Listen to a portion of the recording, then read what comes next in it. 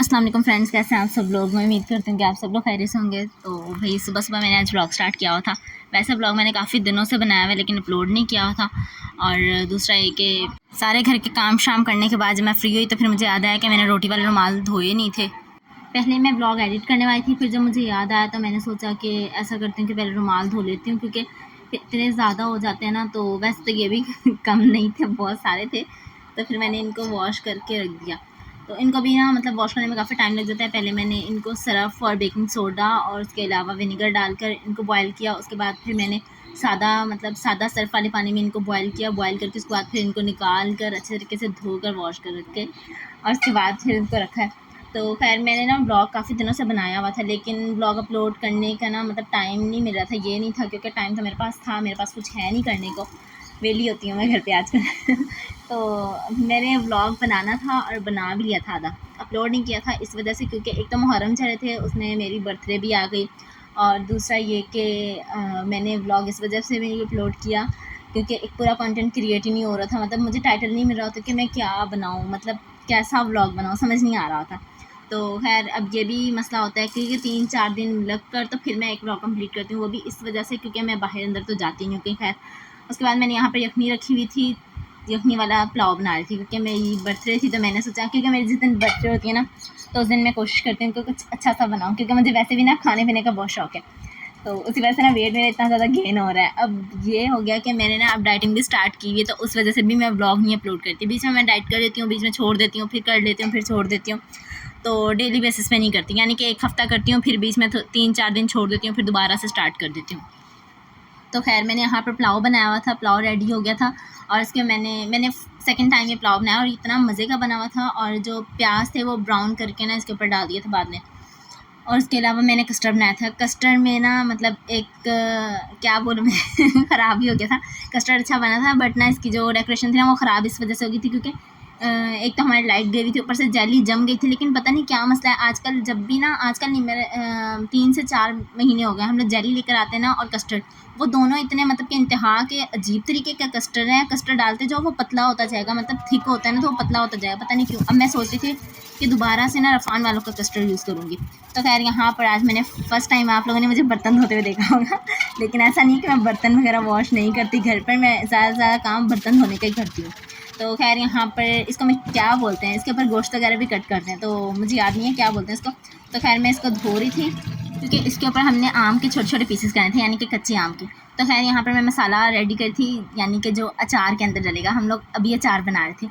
इसमें सौंफ, राई और मेथी दाना, ये जो है मैंने वो थोड़े थोड़े सोते कर लिए थे इस वजह से क्योंकि नमी वगैरह भी आ जाती है। और वैसे मम्मा बोलती हैं कि ना इसको थोड़ा हल्का सा इसको सेक लो ना तो फिर अच्छा रहता है अचार। तो खैर इस वजह से ना फिर मैंने इसको अच्छे से, मतलब अच्छे से नहीं किया, बस थोड़ा बहुत हल्का हल्का इसको सोते किया। उसके बाद फिर इनको डिश आउट कर लिया था। और मैं इस बार मैंने अचार डाला और पिछली बार भी मैंने खुद ही बनाया था अचार। तो देखिए कितनी ज़्यादा टैलेंटेड हो गए फ़ायज़ा, वेली रहे कि इतने सारे काम कर देती हैं। लेकिन खैर ब्लॉग तो फिर भी बनाती, ये इतनी गंदी आदत है ना मुझे, मैं ब्लॉग नहीं अपलोड करती। और हालांकि मुझे डेली बेसिस पे या 3-4 दिन बाद मैसेज आएंगे तुम्हारा ब्लॉग कहाँ है, और लेकिन मुझे फिर भी शर्म नहीं आती तो खैर अब मैं व्लॉग सोचती हूँ डालूँगी, लेकिन फिर मैं बोलती भी नहीं हूँ कि ना व्लॉग मैं डालूँगी, अपलोड कर दूँगी। क्योंकि ये होता है, अब मैंने इतने दिन पहले यानी कि 3 से 4 दिन पहले कम्युनिटी में डाला हुआ था कि ये वाला व्लॉग आएगा, और देखें अभी 3 से 4 दिन बाद अपलोड हो रहा है। तो अब बस आप इसको कुछ भी कह सकते हैं, मेरी सुस्ती भी कह सकते हैं और वैसे भी दिल नहीं कर रहा था। तो खैर यहाँ पर हम लोगों ने बाबा को इस काम पे लगाया हुआ था कि वो हमें इसके छोटे छोटे पीसेस करके दें और उसके बाद फिर हम अचार बनाते हैं। तो खैर ये वाला काम जो था ना ये बाबा का था, वरना तो ये काम भी हमें करना पड़ता वैसे तो 4-4 पीस किए थे, 4-4 पीस, हाँ 4-4 या 8-8 पीस किए हुए थे। और लेकिन अगर कुछ पीसेस पतले थे तो फिर वैसे लंबा कट करके इसमें ऐड कर दिए थे अचार में। पिछली बार पिछली बार जब मैंने बनाया था ना अचार, वो था क्रस्ट पिकल, वो जो होता है ना अचार क्रस्ट करके बनाते हैं, वो बनाया था। और उससे पहले मैंने बनाया था जब अचार, तो वो मैंने बनाया था इसके छिलके उतार कर उसको छोटे छोटे पीसेस में यानी कि स्लाइसेस में कट करके वो बनाया था अचार। उसके अंदर मैंने फाल से ऐड कर दी थी और वो यकीन माने इतना खट्टा हो गया था अचार कि मतलब मैं वो कह सकती हूँ कि खा ही नहीं सकता था कोई भी, इतना खट्टा अचार हो गया था। तो खैर मैंने सोचा था कि ये वाली गलती नहीं करनी। अब मैंने इसमें मिर्चों का भी अचार डाला हुआ है और नींबू का अचार भी डाला हुआ है, अब वो ना आपको बाद में दिखाऊंगी। खैर अभी मैंने आम का अचार जो है ना वो इस वीडियो में दिखाया है कि मैंने बनाया, और बाकी जो लेमन और जो ग्रीन चिली का अचार जो मैंने ऐड किया ना बनाया उसको, तो वो मैंने आपको नहीं दिखाया। तो अब खैर वो थोड़ा सा नहीं, मतलब मेरे ख्याल में पकने वाला हो गया है।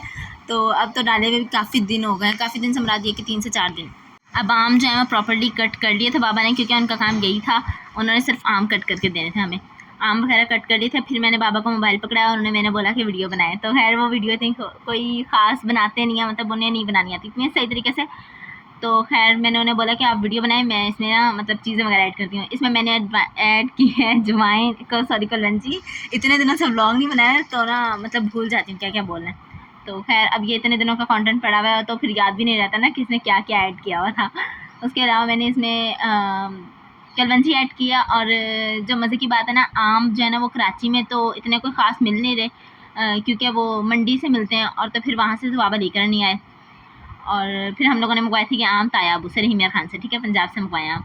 और उसके अलावा ये जो प्लेट है ना, ये इतने सालों पुरानी है कि मैं बता नहीं सकती आपको। ये जितनी पुरानी प्लेट है ना मुझे बड़ी पसंद है, मैंने अभी तक इसको संभाल के रखा है। हालांकि ये आई थिंक मुझे पता है कि शायद मेरी मम्मा के जहेज़ की प्लेट है। लेकिन ये हमारे घर में पड़ी हुई है। इतने सारे लोगों के घर में इस तरह की प्लेट्स होती है ना, तो खैर हमारे घर में ये वाहिद एक प्लेट है जो बहुत सालों पुरानी पड़ी हुई है।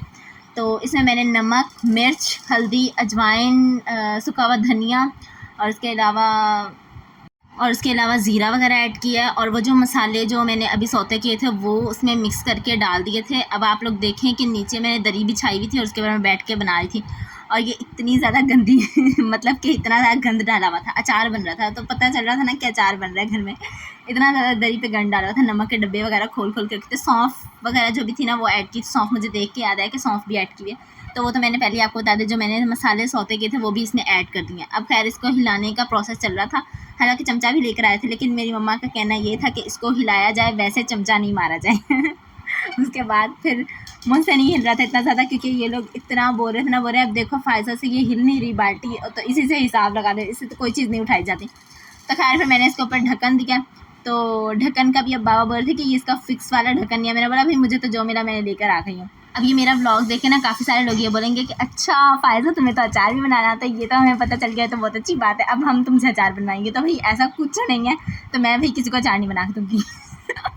मैं ना अपने घर का इतनी मुश्किल से अचार बना रही हूँ।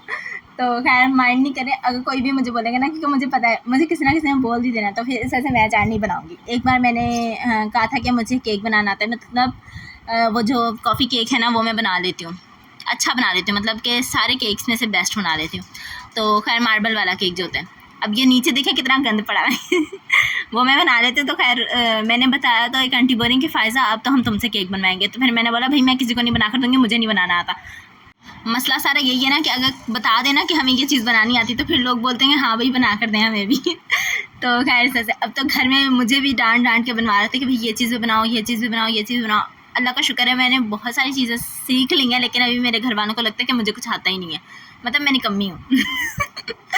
हाँ, पर जो सरसों का तेल है वो तो हम लोग वैसे भी खाने वगैरह में तो वही यूज़ करते हैं, तो इसलिए ना सरसों का तेल तो वैसे भी इसमें जाता है। अब कुछ लोग ऐड करते हैं इसमें वो वाला कुकिंग ऑयल भी ऐड कर देते हैं, लेकिन हमने कुकिंग ऑयल नहीं ऐड किया, इसमें सिर्फ सरसों का तेल ऐड किया। अब देखें अचार कितना चमक रहा है, ऐसे शाइन कर रहा है, पता चल रहा है फ़ायज़ा ने बनाए। मेरी मम्मा भी अचार बनाती थी, मतलब पहले बनाती थी, वही बनाती थी, लेकिन फिर पिछले साल हम लोगों ने मंगवाया था, अपनी नानी से बनवाया था अचार। और वैसे मेरी मम्मा बनाती थी अचार पहले, तो फिर ना उन्होंने ना मतलब मोहल्ले में किसी को बना के दिया था, उसके बाद से ना उनका अचार ख़राब हो जाता है। अब वो सिर्फ आम का अचार ख़राब हो जाता है, वैसे वो सारे अचार बना लेते हैं तो मतलब ठीक रहता है। इस बार हम लोगों ने लसूड़े का अचार नहीं डाला, हालांकि वो हमारे घर में मस्त डलता है, तो खैर इस बार नहीं डाला। उसके अलावा दूसरी बात ये है कि ना हाँ हमारे घर में मतलब हमारे घर में बोल रही हूँ, हमारे मोहल्ले में एक औरत है, आंटी हैं सॉरी, तो वो भी कहती हैं कि मैं अचार बनाती हूँ तो क्या कहते हैं अल्लाह माफ़ करे उससे कीड़े पड़ जाते हैं। तो पता नहीं कैसे, मतलब किसी किसी के हाथ का अचार सही नहीं रहता।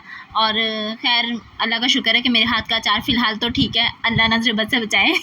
सबसे बड़ी बात ये है कि ना अचार बनाने के बाद उसकी केयर करनी पड़ती है, और केयर ऐसे होती है कि उसमें गीला चमचा नहीं डाला जाता, अचार को हवा नहीं लगने देनी होती है, यानी कि अच्छे तरीके से ढाँप कर रखना चाहिए। और फिर जब भी चमचा वगैरह कुछ भी यूज़ करना हो उसमें, जिससे अचार निकालना है, तो फिर वो जो भी है ना वो सूखा हुआ ड्राई होना चाहिए, खुश्क होना चाहिए। तो अगर आप गीला चमचा उसमें यूज़ करेंगे तो ज़ाहिर सी बात है वो ख़राब हो जाएगा। तो खैर यही 3-4 बेसिस तरीके हैं जो मुझे पता है, जो मम्मा बताती हैं कि इस तरह से अचार ख़राब हो जाता है। तो फिर इस वजह से ना अचार को ना बहुत एहतियात से मतलब बनाना पड़ता है। तो फिर इस वजह से जब भी हमारे घर में अचार बनता है ना, केस नहीं कर कभी बोल भी दूँ कि मुझे अचार ला कर दे दो, तो फिर मम्मा बोलती हैं कि खुद जाकर निकालो बाल्टी में से ना, क्योंकि जितनी मेहनत से बनता है ना फिर इसको इतने ही तरीके से इस्तेमाल करना पड़ता है। खैर ये हो गई अचार की स्टोरी कंप्लीट। उसके बाद आ गई है मेरी बर्थडे।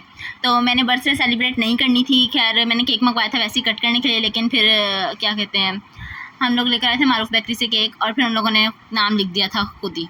तो खैर उसके बाद दूसरी बात ये कि हम लोगों ने मंगवाया था टिक्का रात में, क्योंकि हमने कोई सालन शालन नहीं बनाया था, तो मैंने टिक्का मंगवा कर दिया था, रोल पराठा और साथ में जिंगर बर्गर मंगवाया था। जिंगर बर्गर मस्ट है, वो हमारे घर में आएगा चाहे जो मर्ज़ी हो जाए। तो खैर जिंगर बर्गर खा खा के मेरा भी वेट इतना बढ़ गया है, तो खैर अब वो मुझे लॉस करना है, वेट इतना ज़्यादा बढ़ गया है।